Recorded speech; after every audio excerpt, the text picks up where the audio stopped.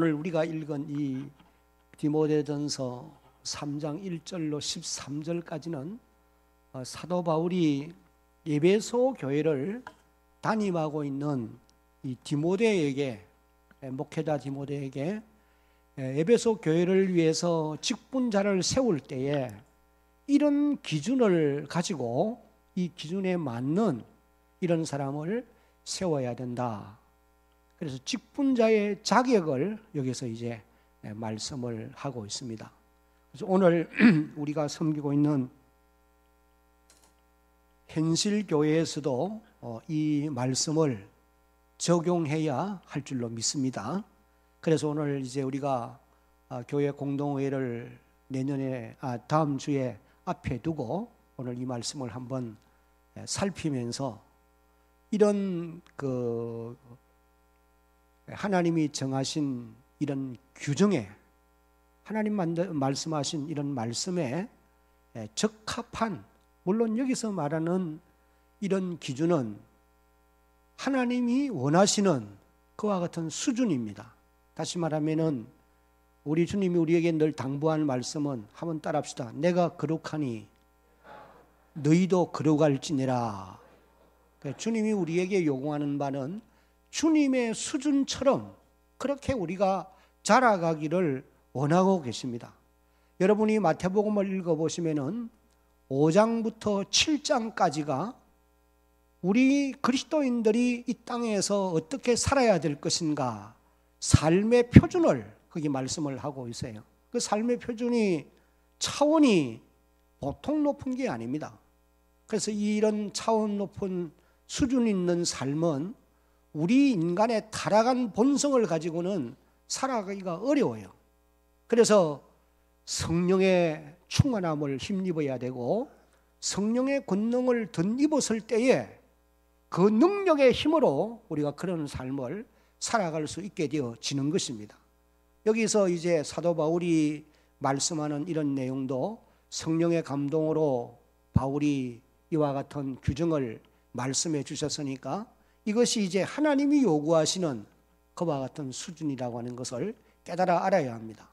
물론 이제 오늘 저와 여러분들이 이런 경지에 이르러 있기 때문에 직분자로 세움을 받았다고 하면은 사실 얼마나 좋겠어요. 예. 제가 이제 목사가 되어서 오늘까지 교회를 이렇게 섬겨가고 있으면서 나이가 들수록 깨닫는 것이 뭐냐면은 좀 더 이런 면에 준비된 자질을 갖춘 자격이 있는 이런 목회자가 되었으면 얼마나 좋았을까. 그런 안타까움을 이제 나이가 너무 많이 들은 다음에 깨닫게 되어지고 있습니다. 젊은이 여러분들은 앞으로 이 땅에서 하나님이 여러분을 어떻게 쓰실는지 알지 못해요. 우리 교회에서도 자라는 청년들 가운데 목회자가 되기 위해서 신학을 공부하는 학생들도 있고 이미 또 신학 공부를 마치고 현장에 나가서 사역하는 이런 분들이, 젊은이들이 있는데 어떻든지 여러분들이 목회자로 부름을 받았으면은 정말 하나님이 가장 귀하게 쓸 수 있는 어느 곳에 던져 놓아도 조금도 구김없이 하나님의 그 뜻을 밝히 드러내고 생명의 복음을 힘있게 전할 수 있는 이런 목회자로 자질을 잘 갖추어 가야 됩니다. 잘 구비된 사람이 잘 쓰이게 되어 있는 것이 하나님 나라의 원리입니다. 저희들이 신학교를 다닐 때에 경험한 바에 의하면은 신학교 다니면서 3년을 이제 대학원 과정을 공부하는데 공부할 때 보면은 꼭 그때 공부하던 그대로 목회 현장에서도 그대로 실천하고 있는 걸 봐요. 지각을 하는 학생은 늘 지각합니다. 그리고 경건에 늘 뒷자리에 앉던 친구들은 보면은 또 목회도 그래 하고 있어요. 그러니까 예배를 드리거나 무슨 일을 하든지 좀 앞자리로 잘 가야 돼요. 나는 공부를 잘 못해서요. 솔직히 말하면은 그래도 꽁지는 한 건 아닙니다. 낙제는 안 했고 근총은 한두 개 차기도 했지만은 그런데 예배 시간 되면은 저는 꼭 앞자리에 앉아요. 그러니까 이제 교수들이 설교를 경건회 할 때 앞을 잘 보지 않습니까? 그러면 교수들의 설교가 별 은혜가 안 돼도 은혜 되는 척하고 고개를 끄덕입니다. 그러면 교수들이 눈여겨 보는 거예요. 또 그렇다고 해서 뭐 교수들이 설교를 다 잘못하는 거 아니에요. 그러니까 이제 저를 한 교수님이 잘 봐가지고 수정교회에다가 사역지를 소개해 주었어요. 그래서 처음에 이제 사역지가 수정교회에 있는데 가서 아주 열심히 뛰었어요. 그때 청년 중고등부 학생들 가운데 지금 목사님이 되신, 우리 교단에 지금 후배 목사님이 되신 분들이 한 5-6명은 됩니다. 지금 우리 노예 안에도 있고요. 그때 이런 철을 들고 내가 깨달았으면은 정말 목사로서 앞으로 하나님께 쓰임을 받을 때에 정말 부정 없이 쓰이기 위해서 최선의 노력을 다해서 자격을 잘 갖추었을 것인데 하는 그런 아쉬움이 지금도 있습니다. 지금 있습니다. 그러니 우리 젊은이 여러분들이 하나님이 이 땅에서 여러분들을 어떻게 쓰실는지 다 모르잖아요. 또 앞으로 교육자로 부름을 받지 않았으면은 분명히 교회 안에서 이제 직분자로 부름을 받아서 하나님께 쓰임을 받을 것인데, 특별히 하나님의 교회 장로들로 우리 남자분들은 쓰임을 받기를 원하고, 또 젊은이 우리 청년들은, 여자 청년들은 군사님으로 쓰임을 받기를 원해요. 또 물론 그 위에 사역자들로 나갈 수도 있어요. 여러분이 그런 자리에 이르렀을 때에 정말 부족함이 없는, 오늘 여기 말씀의 이 기준을 보면서 부족함이 없는 그런 자질을 갖춘 직분자들이 꼭 되어져서 여러분 때문에 여러분의 섬기는 하나님의 교회가 건강하고 부흥하는 이런 역사가 있기를 주의 이름으로 축복합니다. 특별히 여러분들 때문에 하나님의 교회가 힘드는 일이 있어서는 결코 안 돼요. 이런 자질을 구비하는 것이 젊을 때부터 해야 됩니다. 저는 볼 때 그래요. 성품이라고 하는 것이 하루아침에 바뀌지 않아요. 시간이 꼭 필요하다고 그랬습니다. 또 의지적인 노력이 분명히 필요합니다. 의지적인 노력이라는 말은 참아야 될 때는 하여튼 참아야 된단 말이죠. 이 참는 게 여러분 얼마나 어렵습니까? 의지적인 노력이 필요해요. 그러면은 이제 성령의 도우심이 꼭 필요한 것입니다. 내 힘으로 안 되는 걸 어떻게 할 겁니까? 성령의 도우심이 필요한 거죠. 그래서 성령 하나님이 그의 열매를 우리의 삶 속에 열리도록 해주심으로, 성령의 9가지 열매는 다 하나같이 인격 아닙니까? 사랑과 희락과 화평과 오래 참음과 자비와 양선, 충성, 온유, 절제, 이 모든 것들이 우리를 사람답게 나타나게 만든단 말이죠. 그러니까 여러분들이 젊은 청년 시절부터 이런 훈련을 잘 해가는, 기능적인 면에도 여러분들이 탁월하게 뛰어난 이런 분들이 되어야 되고, 인격에 있어서도 주님을 닮은 성숙한 모습들이 분명히 있어야 합니다. 앞으로 이 땅에서는 어떤 사람이 정말 귀하게 쓰임을 받을 수 있느냐? 성품이 좋아야 돼요. 네, 조화를 이루어야 되거든요. 혼자 힘으로는 안 된단 말이죠. 오늘 우리에게 주시는 이런 말씀들이 바로 하나님의 교회의 직분자로서의 자격을 말씀하고 있는 내용이에요. 지금 여러분들이 현재 수준에서는 이런 경지에 이르지 못했다 하더라도 여러분들이 성령의 도움을 구하고 의지적인 노력을 하면서 세월이 지나가면서 이런 자격을 구비한 하나님의 사람들이 되어질 줄 믿으시기를 바랍니다. 그래서 대한교회 모든 성도들이 이런 수준을 이제 알고 그런 수준에 부합하는 삶을 살아가려고 노력을 해가는 그런 여러분들이 꼭 되어야 할 것입니다. 바울이 제시하는 이 자격을 이제 쭉 한번 살펴보도록 하겠습니다.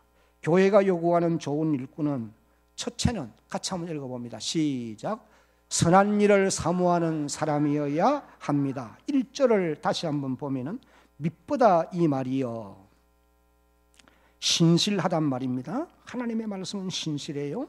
mit보다 이 말이여. 곧 사람이 감독의 직분을 얻으려 하면 선한 일을 사모하는 것이라 함이로다. 여러분, 하나님의 교회가 요구하는 그런 좋은 일꾼은 첫째는 선한 일을 사모하는 사람이 되어야 된다. 그렇게 말씀을 하시고 계십니다. 여러분, 여기서 말하는 이 선한 일이 무슨 일이 선한 일이겠느냐? 사람들은 자기의 기준으로 이것이 선한 일이다, 악한 일이다 판단하는 때가 많지요. 내가 볼 때 선하다. 그렇다고 해서 여러분 선한 일이 아닐 수 있어요. 그러니까 선한 일을 여러분들에게 기준에 맞추면 안 됩니다. 선한 일은 하나님의 기준에 맞춰야 할 줄로 믿습니다. 왜냐하면 성경 누가복음 18장 19절을 읽어보면 예수님께서 하시는 말씀이 하나님 한 분 외에는 선한 이가 없나니. 우리는 선한 것 같지만은도 사실 선한 사람들이 아니에요. 여러분들은 선한 사람이다 그렇게 생각할지 모르지만은 다른 사람이 여러분을 평가할 때에 선한 사람으로 인정 안 해줄 수 있단 말이죠. 저는 내 생각으로 어디 나가면 그래도 내가 좀 선한 거 아니냐 이 생각을 가질 수 있지만은 다른 사람이 그렇게 인정을 안 하면은 할 수 없는 것 아니에요. 하나님 분명히 말씀하십니다. 하나님 외에는 선한 분이 없다. 그래서 여러분 선한 일이라고 하는 것은 한마디로 말하면은 하나님의 일을 일컬어서 선한 일이다. 그렇게 말씀하고 있어요. 교회의 직분자가 되려고 하면은 선한 일을 사모하는 사람, 내가 어떻게 하면 좀 더 하나님을 기쁘게 하는 일들을 많이 할 수 있을까? 이것 때문에 고민하고 이것 때문에 염려하고 이것 때문에 마음 아파하고 내가 어떻게 하면 좀 더 하나님이 기뻐하는 일을 할 수 있을까? 여러분, 하나님 기뻐하는 일이 무엇이겠습니까? 하나님이 기뻐하는 일은 이런 생명을 살리고 키우고 하나님의 사람들을 양육하는 이 일이 하나님 기뻐하는 일이에요. 디모데전서 4장 2절을 보면은 하나님은 모든 사람이 따라합시다. 구원을 받으며 진리를 아는 데 이르기를 원하시느니라. 하나님의 원하는 소원이 뭐냐? 모든 사람이 구원받는 것이라는 거예요. 그 다음에는 또 진리를 아는 데 이르기를 원하는 것이 하나님의 간절한 바람이라는 거예요. 여러분, 사람이 구원을 받기 위해서는 복음을 들어야 되고 복음을 믿어야 되고 그래야 구원을 선물로 받게 되어 있고 진리를 안다는 말은 그리스도를 깊이 알아간다는 말 아니겠어요? 그러니까 이런 일들을 하나님이 기뻐하는 일이라는 거죠. 그냥 오늘 교회 직분자들은 할 수만 있으면은 내가 생명을 복음을 전해서 사람을 구원해야지 이런 일들을 사모하는 사람들이 되어야 되는 거예요. 이런 사람이 교회가 요구하는 좋은 일꾼이다. 성경은 분명히 그렇게 말씀하고 있습니다. 오늘 여기 오후 예배에 참여한 젊은이 여러분, 그리고 대한교회를 앞장서서 섬기는 중직자 여러분, 그리고 또 앞으로 이 대한교회를 위해서 세움을 받을 귀한 하나님의 일꾼 여러분, 여러분의 마음에도 성령의 감동으로 선한 일을 사모하는 이와 같은 주의 백성들이 되어지기를 예수님의 이름으로 축복합니다. 내가 교회의 직분을 가지고 세상적인 욕망을 채우는 이것이 아니라 선한 일을 사모하는 이런 마음을 가지고 하나님이 기뻐하는 일들, 그것이 복음을 전하여 생명을 살리고 키우는 일이라고 하는 것을 기억할 수 있기를 바라고, 또 한 걸음 나아가서 하나님이 기뻐하는 일은 기도하는 일이에요. 여러분들이 엎드려 기도하는 모습을 하나님이 귀하게 보신다고 말이에요. 그뿐만 아니고 교회의 일이라고 하면은, 교회의 일이라고 하면 최선을 다해서 헌신하고 교회에 유익을 끼치는 이런 것이 선한 일을 사모하는 사람에게서 나타나는 모습이다 라고 말할 수 있습니다. 여러분, 힘이 있고 그래도 좀 더 젊었을 때에 하나님의 교회와 그 나라를 위해서 헌신할 수 있는 그런 여러분들이 꼭 되어지기를 예수님의 이름으로 당부합니다. 저는 안타까운 마음이 뭐가 있느냐 하니까 사실 오늘의 이 대한교회가 있게 된 것이 저와 같은 세대의 사람들이 정말 충성을 다했기 때문이에요. 네. 제 나이 정도 된 우리 권사님들, 어르신들, 물론 이제 저보다도 연세가 더 많은 이런 분들이 대한교회 안에도 많이 계셨고 지금도 계십니다. 제가 여기 32살에 와서 목회를 시작했으니까 그때부터 오늘까지 보면은 저 또래에 있던 그 세대의 사람들이 정말 헌신했어요. 여름 성경학교 되면은 그때는 거의 가서 밥 다 해줍니다. 식당은 마찬가지예요. 모든 일에 봉사하는 자들이 정말 헌신했던 그런 기억이 있어요. 그리고 그분들의 헌신으로 인해서 대한교회가 오늘이 있게 된 것이 분명한 사실입니다. 근데 제가 이 말을 드리는 것은 이제 저는 이제 못지않아서 몇 년 지난 후면은 정년이 되었기 때문에 물러가요. 다음 세대가 왔을 때에 정말 이 교회 위해서 헌신할 사람들이 얼마나 될까? 이거 염려하지 않을 수가 없는 것입니다.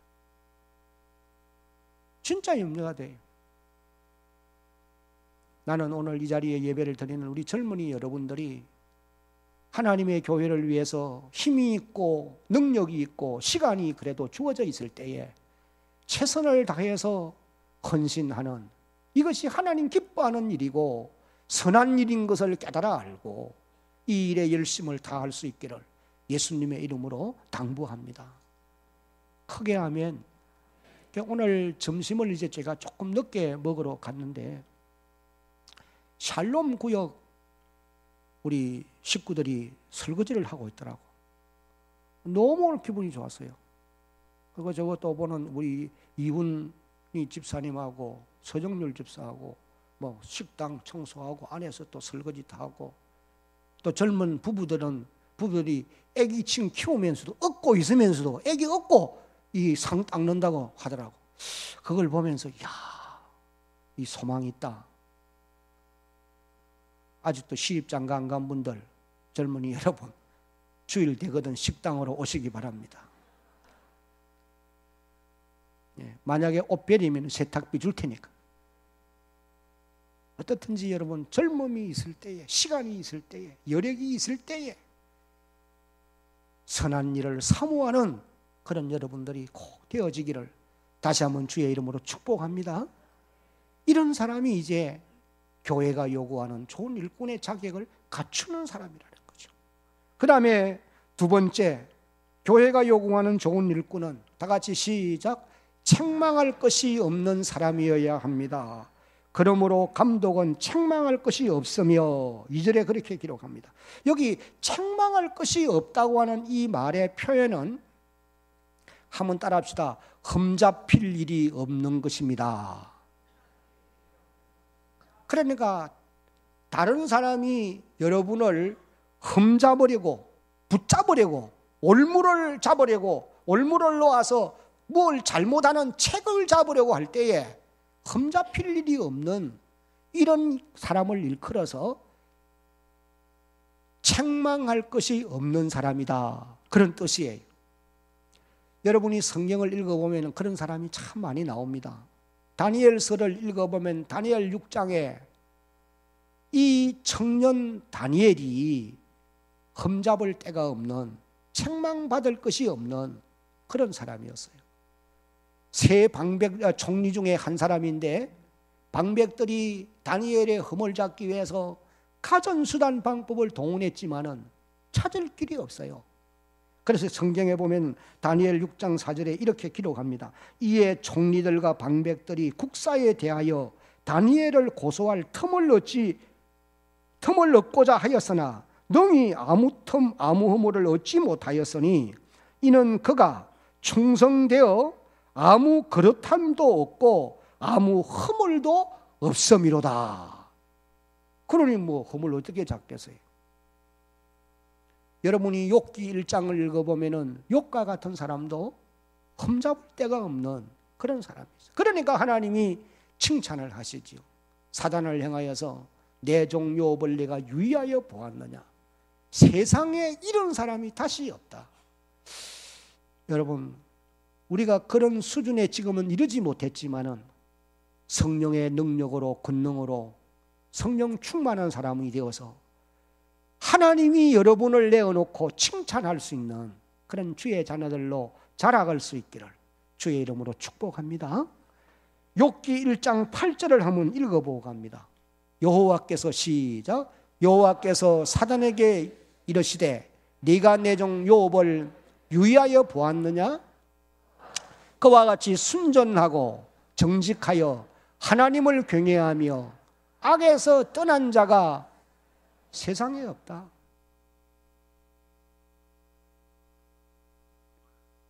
예수님 자신도 유대인들을 향하여서 너희 가운데 나에게 흠잡을 것이 있는지를 살펴봐라.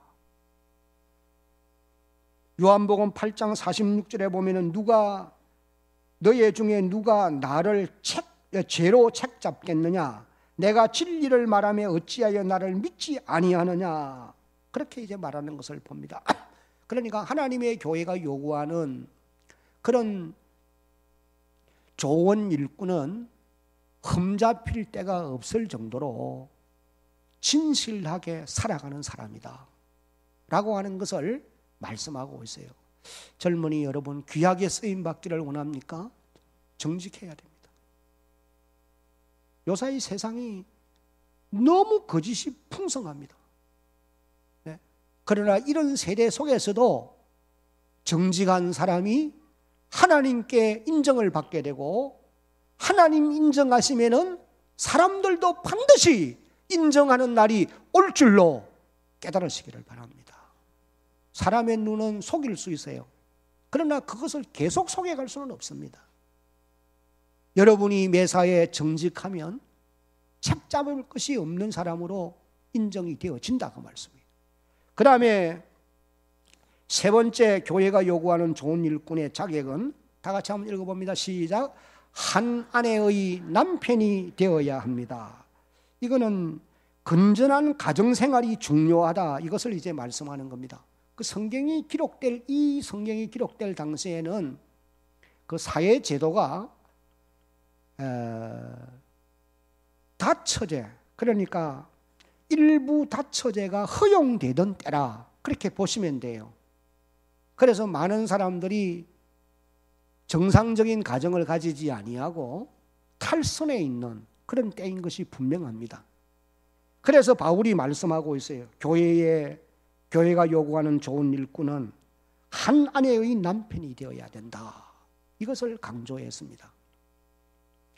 저희들이 어릴 때 자랄 때 보면은 그 시골에서도 좀 생활적인 여유가 있는 부유한 사람들은 꼭 다른 집에 살림이 있어요. 그게 뭔지는 여러분 말 안 해도 알겠지요. 그러나 그런 가정들 치고 평안한 가정이 없습니다. 네, 평안한 가정이 없어요. 그 성경에 나오는 건전한 가정들 보면은요, 바로 이 말씀이 실천되는 가정이에요. 아굴라와 브리스가 이 부부는 정말 모범적입니다. 에베소 교회의 충성스러운 일꾼들이죠. 대한교회를 섬겨가는 모든 성도들의 가정들이 이와 같이 건전한 가정으로 든든히 세워져 갈 수 있기를 예수님의 이름으로 축복합니다. 그 여러분의 가정에 사단이 틈타지 못하도록 늘 감독하고 늘 지켜야 돼요. 방심하면은 사단이 틈탑니다.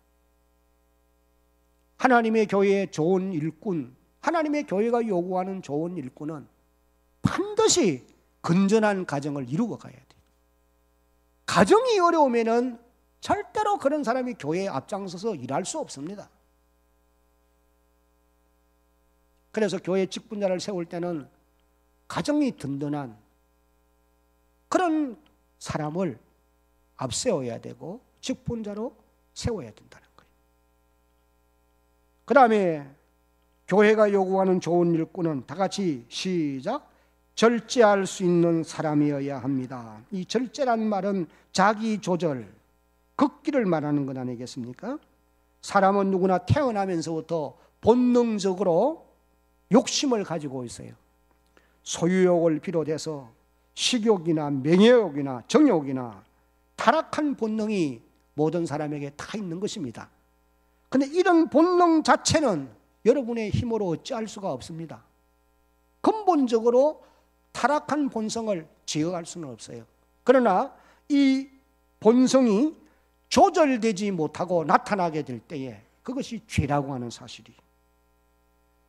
갈라디아서 5장을 읽어보면 22절로 23절에 성령의 열매가 9가지인데 맨 마지막에 나오는 열매가 절제입니다. 왜 여러분 절제가 제일 뒤에 나오는지 아십니까?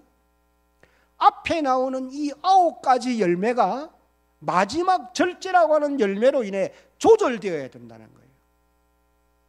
사랑 얼마나 좋아요. 절제되지 아니하는 사랑은 사랑이 아니에요. 사랑과 희락과 희락이 뭡니까? 기쁨 아니에요. 기쁨이 절제되어지지 못한 기쁨은 그건 기쁨이 아니라요. 미친 것이지. 네. 예를 들어서 울고 있는 사람 앞에 혼자 웃고 있다. 그런 사람이 그러면 정상이라고 말하겠습니까? 아니죠. 화평과 오래 참음과 조절된 화평, 조절된 인내, 모든 조절이 되어야 아름다운 열매가 되는 거예요. 그래서 성령의 열매 가운데 마지막 절제의 열매가 제일 뒤에 있는 이유가 앞에 있는 이 모든 열매들이 조절이 되어져야 정말 아름다운 열매가 될 수 있다라고 하는 것을 말해주는 것입니다. 그러므로 여러분 매사에 절제할 줄 아는 자라야 교회가 요구하는 좋은 일꾼이 될 수 있다는 거예요. 어떤 분들은 절제 못하잖아요. 조금만 참으면 되는데, 절제하면 되는데 그게 안 돼요. 그러나 여러분 처음에는 안 돼도 성령의 도움을 구하고 내가 의지적으로 노력해 가면은 반드시 이 열매가 여러분의 삶을 아름답게 할 수 있을 줄로 여러분 믿으시기 바랍니다. 그 다음에 5번째, 다 같이 시작. 근신하는 자라야 합니다. 이 말은 말과 행동을 삼가하고 조심하는 것을 의미하는 말이에요. 말, 행동, 이것을 조심하는 이런 행위를 일컬어서 근신한다, 그런 표현입니다. 그리고 좀 더 한 걸음 나아가서는 다 불보십시오. 자신의 잘못을 깨닫고 고쳐가려고 하는 이런 자세가 근신하는 자세예요. 한번 따라합시다. 나의 잘못을 깨닫고 고쳐가려고 하는 자세, 그런 자세가 근신하는 자라는 말이죠. 여러분 성경에 나오는 사람 가운데 아볼로라고 하는 사람이 있어요. 사도행전 18장에 나오는데 이 아볼로가 하나님의 말씀을 잘 가르치는 성경 교사입니다. 그 에베소에서 성경을 가르치는데 평신도인 브리스가와 아굴라가 이제 그곳에 와서 이 아볼로가 가르치는 말씀을 들었어요. 들어보니까 성경에 정통합니다. 그런데 이 사람이 가르치는 진리가 요한의 세례까지는 가르쳐요. 그런데 성령의 세례를 모르고 있어요. 성령이 어떤 분이시며 성령의 세례가 어떤 것인지를 모른단 말이죠. 그래서 이 평신도가 아볼로를 불러놓고 그걸 가르쳐요. 그랬더니 이 위대한 학자인 아볼로가 브리스가와 아굴라를 통해서 그 말을 듣고 깨닫고 고치는, 그래서 아주 유명한 하나님의 사람으로 자라간 이런 모습을 볼 수 있습니다. 여러분, 오늘 저와 여러분들도 내가 모르는 것 많이 있을 수 있어요. 그래서 저는 항상 그런 자세는 있습니다. 누가 내게 잘못한 걸 가르쳐 주면은 뭐 물론 조금 기분 나쁠 수는 있겠지만은 그래도 그렇게 기분 나쁘게 안 듣고 고쳐가려고는 노력하는 사람이. 예. 그 어떤 분들은 잘못하는 거 말해주면은 이거 완전히 그냥 너무 냉대하는 이런 일들을 보거든요. 그러면 그 자기를 근신하는 게 아니에요. 하나님의 교회에 직분자로 세움을 입을 사람들은 100% 잘할 수 없기 때문에 자기의 잘못이 깨달아졌으면 고쳐가려고 노력하는, 근신하는 자가 되어야 돼요. 여러분들이 그런 사람들이 되어지도록 사람들이 꼭 되어야 할 줄로 믿습니다. 꼭 그런 사람이 되어가야 돼요. 그 다음에 교회가 요구하는 좋은 일꾼은 다 같이 한번 읽어봅니다. 시작. 아담해야 됩니다. 근데 오늘 우리 성경에는 어떻게 번역이 되어져 나오느냐 하면은 2절 하반절에 보면은 신중하며 단정하며 그렇게 기록을 하고 있어요. 신중하며 단정하며. 옛날 개역 성경에는 아담하며 그렇게 기록했어요. 제가 볼 때는 옛날 성경에 이 말이 더 좀 고상한 것 같아요. 아담하며. 키도 아담하고 얼굴도 아담하고. 그래, 우리 교회는 아담한 분이 참 많습니다. 너무 커도 또 우리 교회 그렇게 큰 분 없죠. 다 아담해야 돼. 근데 여기 아담하단 말은 유덕하단 말이에요. 덕이 있단 말이죠. 매사에 덕이 있는 사람. 그러니 내적으로는 아름다운 성품, 외적으로는 예의 바른 품행, 바깥으로는 사람들에게서 예의 바른 모습이 확실하게 나타나고 내적으로는 아름다운 성품을 가진 이런 모습을 일컬어서 신중하며 아담하다는 거예요. 여러분, 룻기 3장의 기록을 보면은 룻이라고 하는 여인이 바로 그런 분이라고 칭찬합니다. 룻기 3장을 읽어보면은 네가 유덕한 여자인 줄, 아담한 여자인 줄 나의 성읍 백성이 다 알고 있느니라. 그렇게 보아스가 칭찬하는 그런 모습을 볼 수 있어요. 우리 대한교회 모든 성도들이 이런 행숙한 사람, 유덕한 사람, 아담한 사람, 매사에 신중하고 아름다운 이런 모습을 나타내는 그런 분들로 성숙되어져 가기를 주의 이름으로 축복합니다. 그 다음에 7번째 같이 읽어봅니다. 시작. 나그네를 잘 대접해야 합니다. 나그네를 대접하며. 여기서 말하는 나그네는 복음 전하기 위해서 다니는 복음 전도자들을 두고 하는 말씀으로 이해를 하시면 됩니다. 그 당시에는 복음 전도자들이 나그네들이에요. 그 바울과 전도단 일행이 저 흑해를 건너서 유럽 대륙 마게도냐로 갔을 때에 이제 제일 먼저 빌립보 성에 이르지 않습니까? 그래서 빌립보 성에서 두루 다니다가 안식일 날 강가에 모여 있는 여인들에게 복음을 전하잖아요. 복음을 전하는데 그 여인들 가운데 루디아라고 하는 여인이 성령이 그 마음을 열어서 바울의 말을 경청하게 했단 말이에요. 그러니까 성령이 그에게 믿음을 주신 거예요. 그 루디아가 즉시로 예수를 구주로 믿고 전도자들에게 이렇게 요구합니다. 우리 집에 들어와서 유하면서 그러면서 복음을 이 성에 전하세요. 그래서 루디아가 자기 집에 이 전도단들을 모셔다가 대접을 하면서 나그네를 대접하면서 대접을 해요. 그러니까 그 영접을 받고 빌립보의 성에서 바울과 전도단 일행들이 힘있게 복음을 전개했던 이런 기록을 우리가 사도행전 16장에서 읽을 수가 있는 것입니다. 순행하는 전도자들이 참 많아서요. 그런 자들을 대접한다는 거죠. 여러분, 오늘 이 시대도 마찬가지입니다. 우리가 도와야 될 사람들이 참 많습니다. 봉헌 순행자들도 많이 있을 뿐 아니라 사실 농어촌의 어려운 교회를 섬기면서 먹을 양식, 입을 옷 때문에 고민하는 사람들도 지금도 있다는 거예요.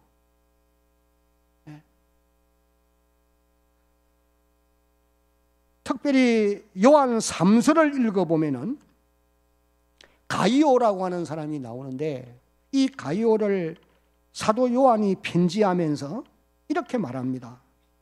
가이오에게, 이 가이오는 소아시아 교회 장로님이었었는데 그가 특별히 순행하는 전도자들을 후대한 이런 사람이었어요.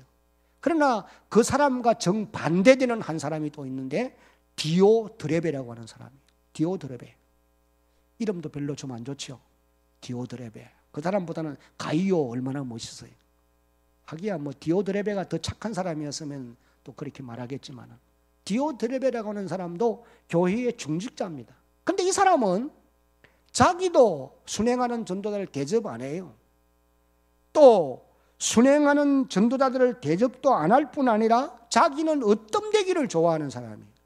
한 걸음 또 나가서는 순행하는 전도자들을 대접하는 사람들을 못하게 막는 사람이.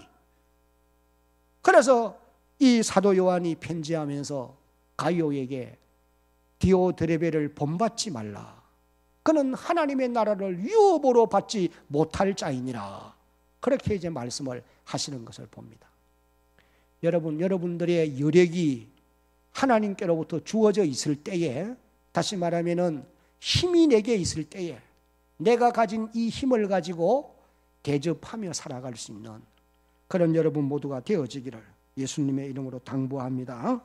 그 다음에 교회가 요구하는 좋은 일꾼은 가르치기를 잘해야 된다. 그렇게 말씀을 했어요. 가르치기를 잘하며 하나님 말씀을 잘 가르치는 능력이 있는 이런 교사가 교회가 요구하는 좋은 일꾼이라는 것입니다. 사람은 배운 것만큼 알 수밖에 없고 아는 것만큼 가르칠 수밖에 없습니다.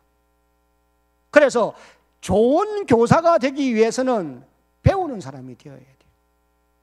그래서 사람들이 배우는 일에는 자존심을 생각하는 경우가 많아요.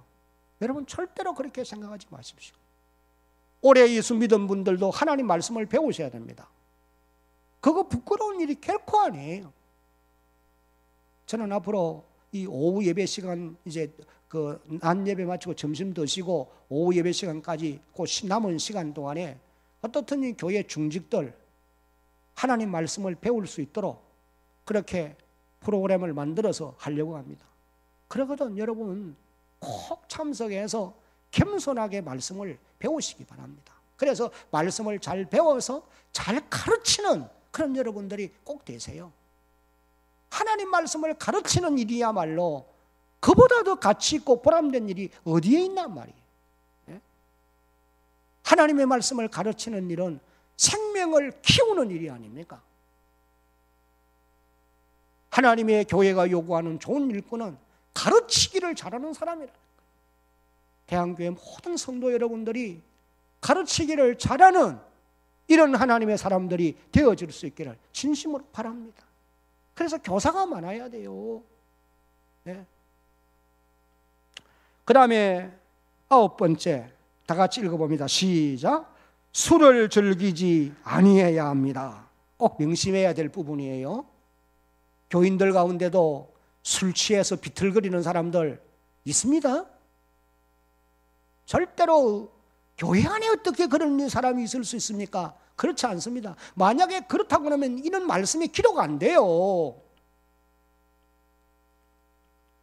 여기서 말하는 이 술을 즐기지 아니하며, 그 말은 다른 말로 하면은 술에 중독될 정도로 좋아하는 것, 이걸 일컬어서 표현한 말씀이에요. 잠언 23장 29절로 33절을 한번 읽어봅니다. 재앙이 네게 있느냐? 다 같이 시작.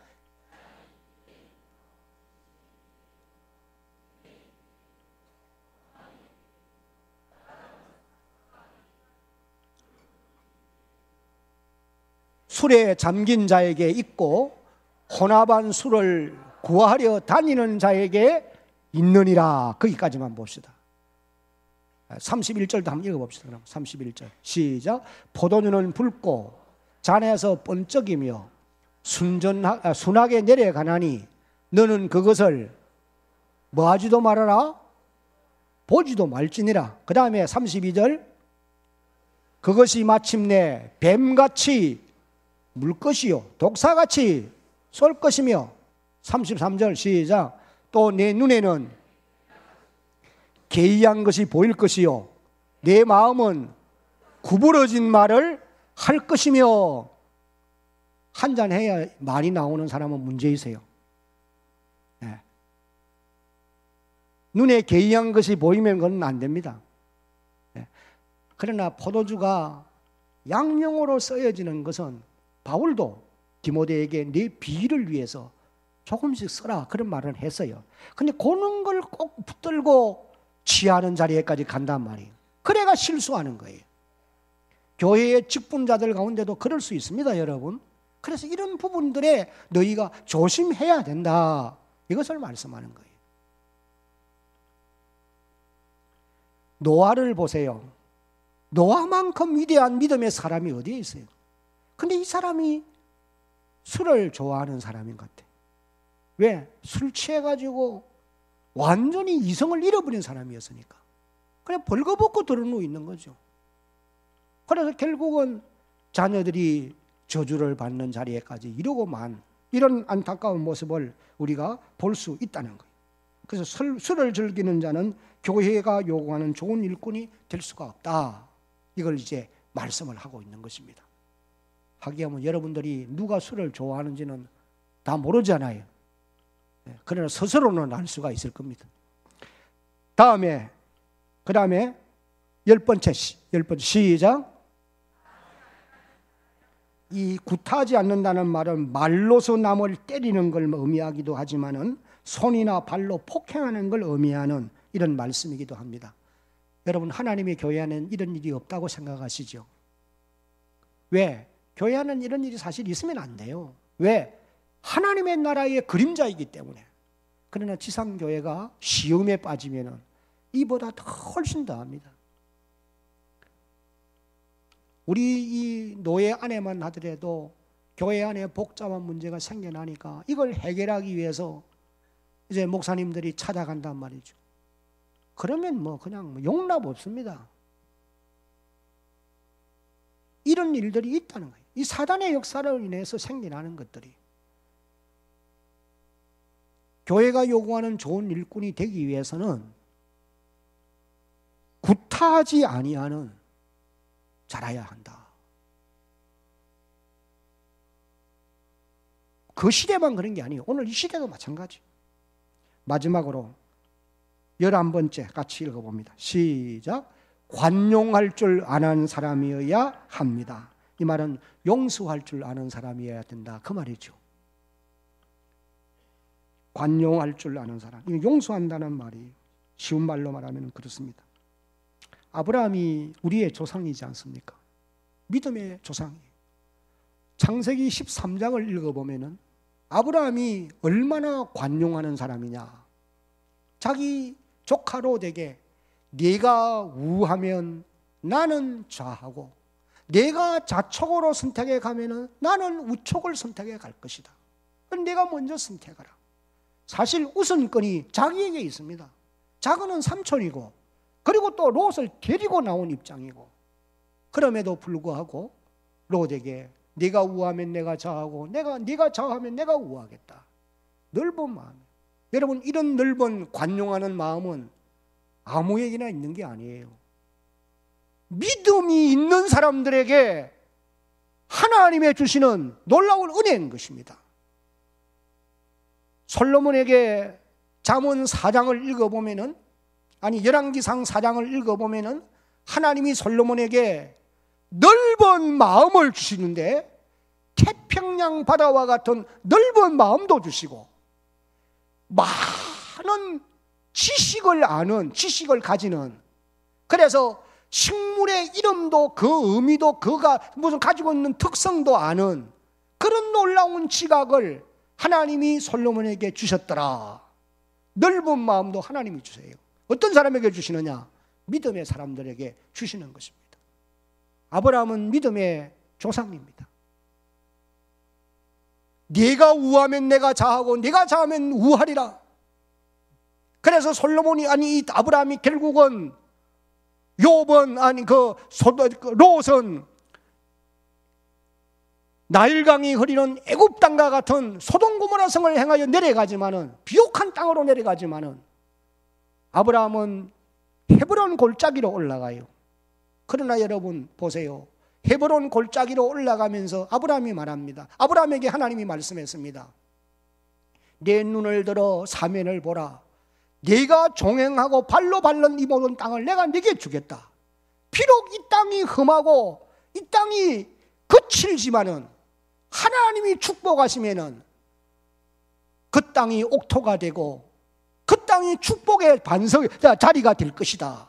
하나님이 아브라함에게 그런 은총을 입혀주시는 것을 본단 말이에요. 그래서 결국은 헤브론이 나중에 다윗이 유다 왕국을 통치하는 그런 도읍지가 되어지는 것을 우리가 볼 수 있지 않습니까? 그래서 여러분 우리가 가는 길에도 마찬가지입니다. 하나님이 축복하시면은 헤브론 골짜기도 옥토가 되는 줄로 여러분 믿으시기 바랍니다. 그러나 소돔들을 향하여 내려갈 때 그때는 비옥한 땅이지만은 얼마 있지 않아서 소돔 고모라 성은 유황불로 멸망받고 말았던 완전히 폐허가 된 땅이 되어져 버리고 말았단 말이죠. 그러니까 믿음의 사람들이 관용할 수 있는 마음이 있는 거예요. 요셉 같은 사람도 얼마나 관용하는 사람입니까? 자기 형들이 자기를 팔았지만도 창세기 45장을 읽으면은 정말 감동적이잖아요. 당신들이 나를 팔았으므로 걱정하지 마십시오. 한탄하지 마십시오. 하나님이 우리의 가족을 살리기 위하여 나를 먼저 이곳으로 보내었습니다. 아무나 그런 말 못합니다. 하나님의 주권을 확실히 믿는 이런 사람만이 그런 고백을 할 수가 있단 말이죠. 여러분들도 하나님의 주시는 은혜를 힘입고 믿음 위에 굳게 서서 넓은 마음을 가지고 살아갈 수 있는 그런 주의 백성들이 되어지기를 예수님의 이름으로 축복합니다. 바울이 디모데에게 강조하고 있는 이 교회가 요구하는 좋은 일꾼의 자격에 대해서는 13절까지 계속됩니다. 다음 이제 주일 오후에 공동회의를 하기 전에 이 말씀 잠시 더 살피고 공동회의 할 수 있도록 그렇게 하겠습니다.